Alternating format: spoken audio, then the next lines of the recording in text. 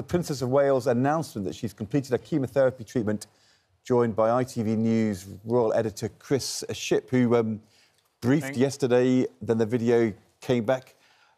A quite different way to have an announcement from, the royal family. I think whatever way you look at it, it is a remarkable departure from average royal communications. Everything we've come to expect from the palace was not this. So a new kind of video, new kind of way of doing things. Clearly, you know, they were filming for a very long time in those on those beaches and in those forests in North Norfolk, and this video was their way of saying, look, I've come to a certain stage of my cancer journey, and we'll talk about the cancer-free thing in a moment, I'm sure. But the reason I've made this video is because these are the people that have got me through this. This is my family. This is what's really important to me. And it's, you know, very unusual to see her 3 children close up like that, you know, playing games with their grandparents, Carol and Michael Middleton. So when she says she's holding hands with other cancer sufferers and sharing her journey with them, that will mean a huge amount to very many people who have been going through the same struggles and see her kind of poise and optimism. Any cancer patient will tell you that it's a very long journey, and it's not just the patient themselves, it's the people that you go through it with. And, yeah, for Kate, this was all about saying, these are the important people in my life. And you learn, as she said herself, to appreciate the simple things, you know, love and being loved, and these are the people closest to her. It's very emotional. It's very family-centred. You know, we're seeing them together, cuddling with the Middletons. The children play a central role. But I just want to talk about one particular part of the video, Chris, where she talks about her recovery and what she's focusing on. Let's have a listen. Doing what I can to stay cancer-free is now my focus. Although I have finished chemotherapy, my path to healing and full recovery is long, and I must continue to take each day as it comes. A lot of the headlines are focused on cancer-free. Yeah. She's saying, I want to stay cancer-free, but my path to healing and full recovery is long. She might have completed chemotherapy, but she hasn't, it seemed, finished all of the treatment, and she's not out of the woods.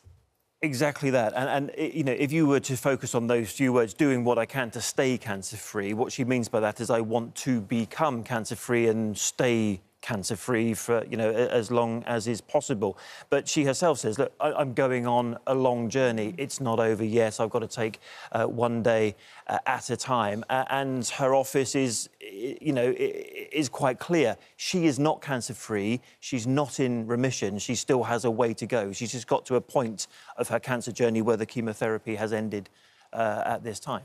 When do you think we might see the Princess? I mean, bearing all of that in mind, when are we going to see her resume public duties? No one's going to put her under any pressure. Absolutely, yeah. And it might change from day to day as well. But she sounds hopeful in that video that she is going to return. So the phrase they use is a light programme of duties. So looking ahead, if she can do it, she'll definitely do Remembrance Sunday.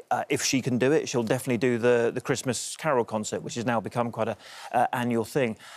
That's, you know, further ahead. She won't be going to South Africa with Prince William for the next Earthshot Awards. That's been ruled out. When's that? Which is in November. Right. I think we might see her on an engagement as soon as next week. Prince William's doing something today in Wales. Definitely not. She definitely won't be there. But I think probably next week we might see her do her first kind of engagement after her cancer treatment. It's been such a tough year, health-wise, for the family, Kate, but also her father-in-law, the King, with his kind of cancer treatment and recovery. I said earlier that this was a very different kind of communication from the younger generation than you would ever see from the King and from Queen Camilla. But what is the progress the King is making, and are things going in the right direction for him too? Well, look, every generation is different, and I think that William and Kate's video is very different to how the King announced his cancer and the journey that he's on at the moment. Let's remember he's still having regular sessions of chemotherapy. In fact, you know, a couple of weeks ago when he met the victims of the families of the victims of the Southport incident, he was in London having chemotherapy on that day as well. But he's well enough to go to Australia in a few weeks' time and to the Commonwealth Heads of Government Summit straight afterwards in Samoa. So basically his doctors say, yes, you can do these things as long as they are shorter, they're not as intense as perhaps they were before. And famously, the King would go from, as we well know, 7 in the morning to 11 at night without a break. So we can't do that kind of thing anymore. But as you mentioned, Ed, every generation is different.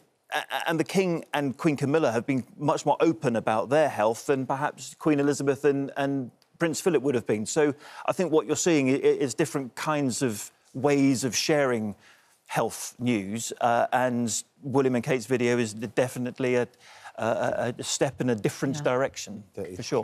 One of the parts of the video, I think, that will resonate with so many people, particularly anyone who's gone through this kind of, you know, very intense health experience, is when Kate talks about her perspective as a result of what's happened to her.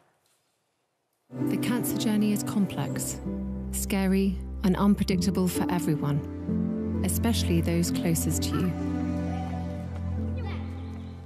With humility, it also brings you face to face with your own vulnerabilities in a way you've never considered before. And with that, a new perspective on everything. This time has above all reminded William and me to reflect and be grateful for the simple yet important things in life, which so many of us often take for granted, of simply loving and being loved. Ed and Kieran, you know, I think we all know someone who has experienced cancer, and many of us have lost loved ones to cancer, friends or family. But that sense of perspective and the overall optimism, message of hope, yeah, I mean, I think it's a great, it's a terrific video. When she first announced she had cancer, again, she kind of broke the mould, casually dressed, speaking directly to camera, very, very emotional. It was a very emotional video. And it struck me then, weirdly, kind of how connected we are to the royals. I know we have this kind of to and fro with the royals, but I felt very emotional when she announced she had cancer. I thought, this is odd. You know, I don't know this person, but it's her way of communicating is very powerful. And I think, therefore, this video is also something that we should kind of dwell on in the way she's done it, not least the benefits to the North Norfolk Tourism Board, which is going to have hundreds of thousands of people going to the beaches of Norfolk next year. And the woods. But I think it draws you in. I think it engages people. I think she, therefore, achieves that in terms of getting her messages across, the importance of everyday life, as it were. You know, we all stress every day about things that ultimately, if somebody says, well, actually, you've got to deal with cancer, suddenly everything is put in perspective. So I think, yeah, I think, you know, obviously, I think people are very connected to her and to her family. They want her to be well. The messages that are coming in this morning are all reflecting that. And I think that the way she has communicated her cancer journey is powerful. I mean, the other odd thing about this, I mean, odd is perhaps the wrong word, is that we don't actually know what kind of cancer she has or what any kind of element of the prognosis. And I think it's a testament, perhaps to the press as well, that this has been kept confidential, but it is a kind of weird, sort of odd gap. And I can understand why you would fall down on the side of not being completely frank and open in that respect, but that is the only sort of gap in the whole thing. It's the same with the King, isn't it, Kieran? Because we know he has cancer. We don't know what kind of cancer it is. They're being open to a certain extent, but then there's a point where, you know, we don't know everything. Yeah, and this is the downside of this new form of communication that Chris was talking about. Because, OK, you can open up, you can try and do something intimate, you can try and talk directly to people and make that connection. But when you start doing that, people want to know more.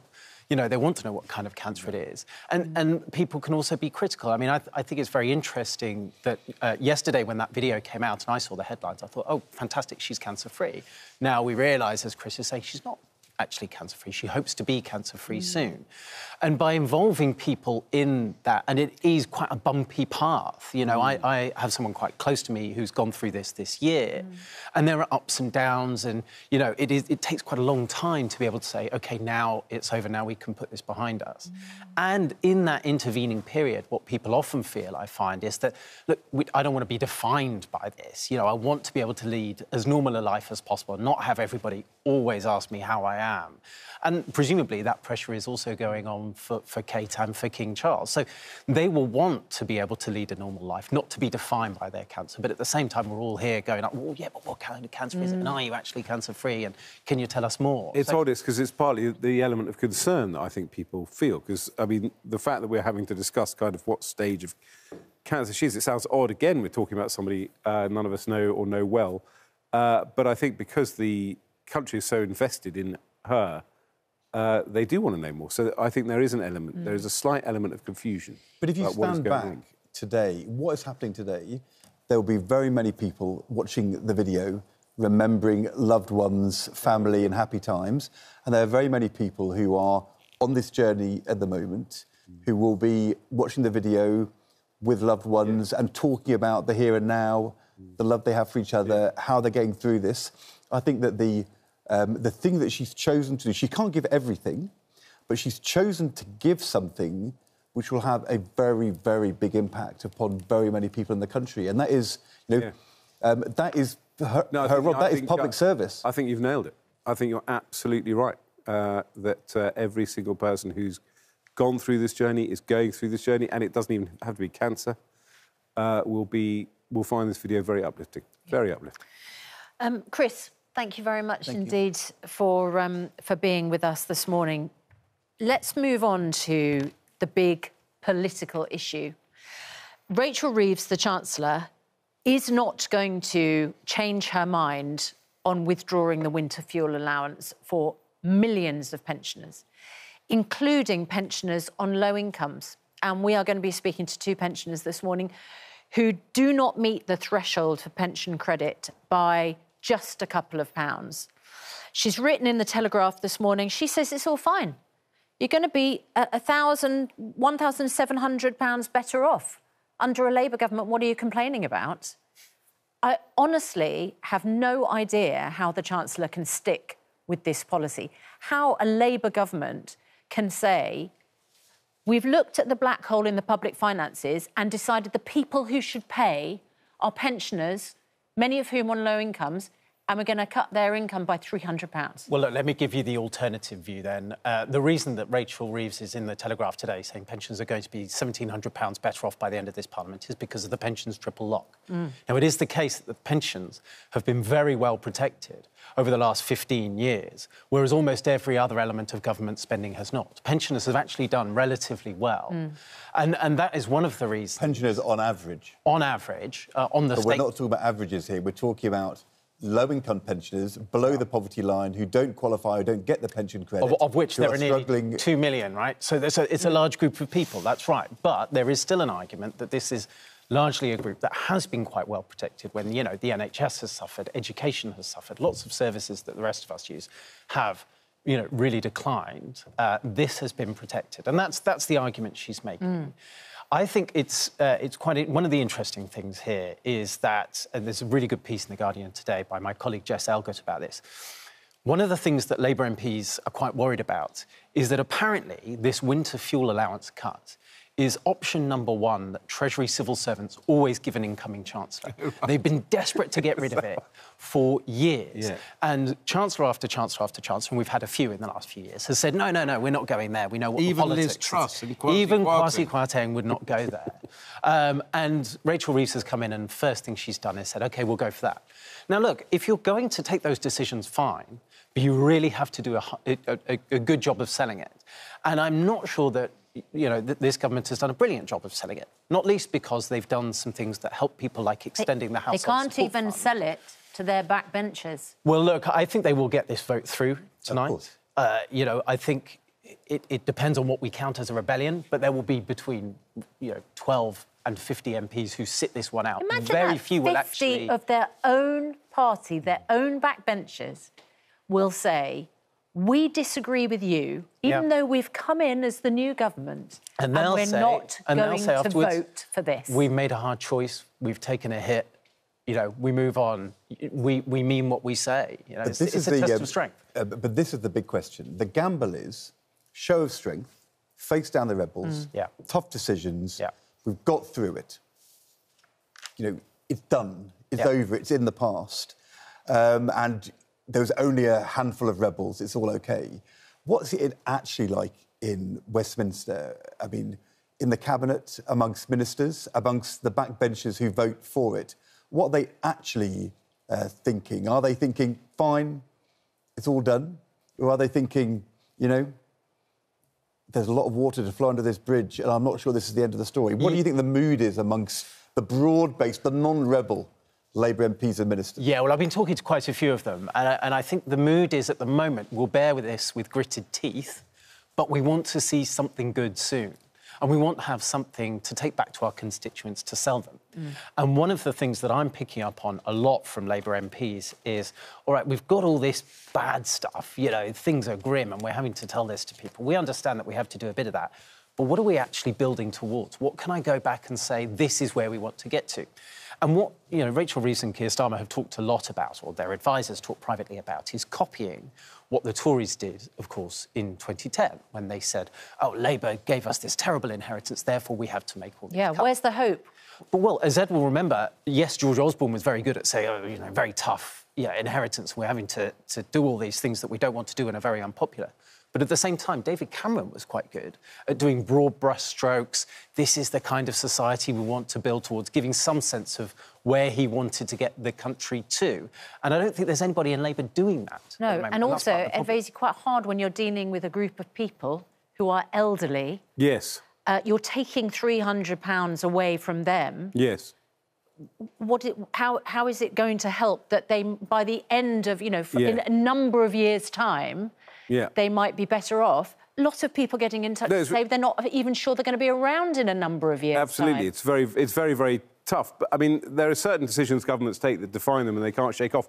I don't think this is one of them, funnily enough. I think that, as Kieran indicated, every government has wrestled with the winter tax credit. And I don't want to blame a friend of Ed's called Gordon Brown, but there was an element of the of political kind of policies that weren't kind of joined up. So we had, for example, the free TV licence for pensioners over 75, and then we had the winter fuel allowance, which was kind of solving a particular political problem at the time. But, of course, once you give people money, taking it away from them is very, very difficult.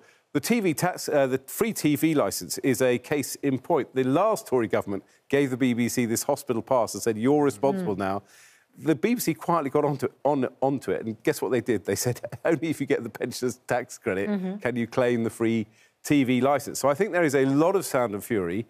It will be painful, but I don't think it's going to hobble this government, and I don't think it's going to define it. I think what you're talking about, hope, is the most important thing. I found, weirdly, because I'd like this government to do well. I wish it well, as it were, because I think the country's in big trouble. I thought Keir Starmer's speech in the Rose Garden was very, very depressing. And I want him not to keep talking about how he's going to clobber us every week, which gives me sleepless nights. I want him to give me a vision of what Britain could look like in 5 years' time. You say that it won't define the government. I completely disagree. Good, because I can't row with Kieran, so I can row with you instead. OK. Remember when Margaret Thatcher took away milk? Yes. Everyone still remembers Thatcher, milk, snatcher. Because it was a good rhyme, but she became Britain's most successful post-war Prime Minister. She was the Education Secretary at the time. She didn't do badly after that, did Exactly, she? And I was thinking about... But it stuck with her. When Ed was talking about what Labour MPs are thinking, there's this line about when Blair cut the single-parent allowance, and the line was, don't worry about the rebels, they've solved their conscience, you're kind of quits with them. It's the people going through the lobbies with you on a really painful policy who kind of bear the grudge quietly.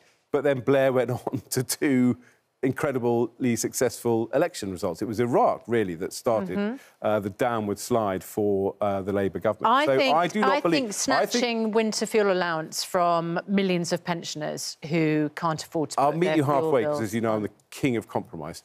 It goes back to hope. If Keir Starmer can show the electorate in 4 years' time that he's done a job, he's turned the economy around, he's starting to turn Britain around, winter fuel allowance won't matter.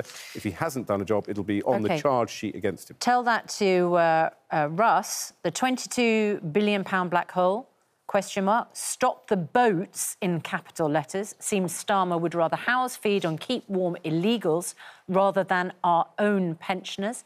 Lee emails in to say, I've never been so depressed. My winter fuel payment has been taken away last week. My supplier emailed me to say instead of me paying £122 a month, they've increased it to £153 a month. I really thought Labour would help us. What a mistake. Fitzroy on X. I'm a Labour supporter, but Keir Starmer, be it on your head for every pensioner that dies from the cold this winter. Jamie says billions for foreign aid, millions for illegal immigrants with all their expenses paid, a pittance for our pensioners that have contributed to this country for decades. That is going to resonate with many, many people, Kieran. Yeah, I mean, it has been an iron law of politics for a long time not to go after pensioners. And this government has broken that law. And I think they're about to find out whether they can get away with it. If you are going to break that law, do it when you've just won a landslide victory. That's probably the case.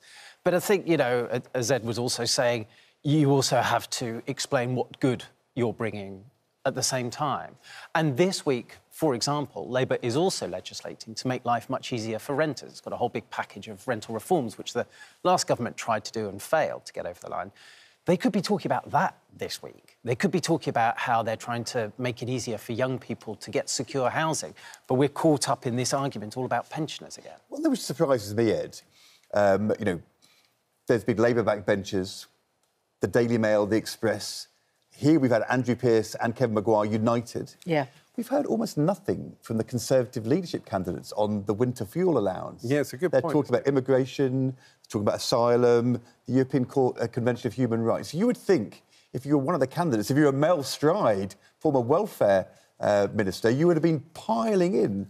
And they've not been doing that at all. Yeah. Is that because they're kind of not at the races? Or is it because they've decided that actually Conservative members are quite keen on this policy?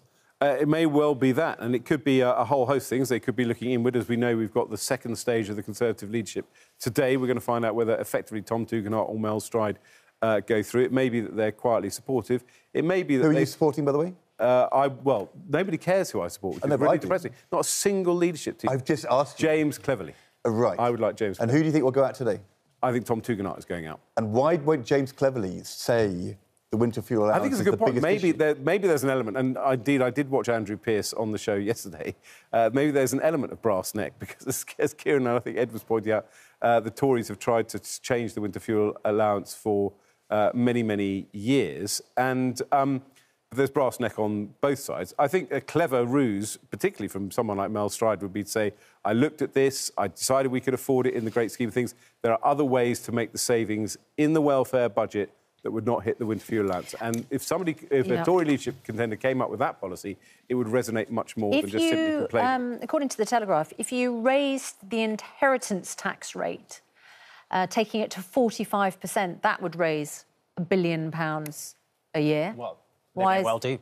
But why wouldn't a Labour government tax wealth before they tax pensioners? Well, it's just timing. They had to announce this winter fuel allowance cut first because they actually have to lay some statutory instruments down so that people don't get it this winter, whereas the budget is coming later on. So got to make sure those pensioners don't have the money to pay their fuel bills this winter. Yeah, if you're going to make the savings, Rachel you know, if you do have to make the in-year savings, then you do actually have to. The UK government spent approximately £7.2 billion on foreign aid in 23-24. That was compared to £5 billion in the previous financial year. Do you think we spend foreign aid wisely? No, I don't. Could you cut £1.5 billion from that amount? I think you probably could, yes. I don't think foreign aid has an enormous amount of support. I know what the emotional arguments in favour of foreign aid are. I think it is often spent very, very badly. And I think if the country was going to make instant savings, that is one of the budgets that could be looked at. Anyone want to end on some good news? Yes, please. This morning? Cheer us up. Yeah, well, I was asking you if you had something to cheer us up. Have you got? What would be your final thought, Kieran? What would you, if you were the Iron Chancellor, Rachel Reeves, what would you be telling the country this morning to try and make them feel better about the fact their grandparents and parents can't afford their fuel bills? Maybe just play them the Kate Middleton video, and you know, I hope we could talk about that for a day. And I'm actually really looking forward to the next stage of the Tory leadership contest. I've really enjoyed. Who's going to win? Who's going to be the Tory leader? Robert Jenrick. I think you're probably right. Yeah. I think he's led a very good, disciplined campaign. He's an impressive campaigner, I've got to say. From kind of zero to hero, he's gone quite a long journey to get himself to the position of... I don't know. ...to be a leader of the opposition. Thank you both very much The big friend of our programme is Mel Stride. You know, I love Mel Stride. Could come through the middle. That will be a love turn Mel up for the Stride. books. Could Mel come Stride, through. I bump into Mel Stride on the tube. Say, how's it going, Mel? The John Major of this leadership election, through the middle. He bounces around. He's a tigger.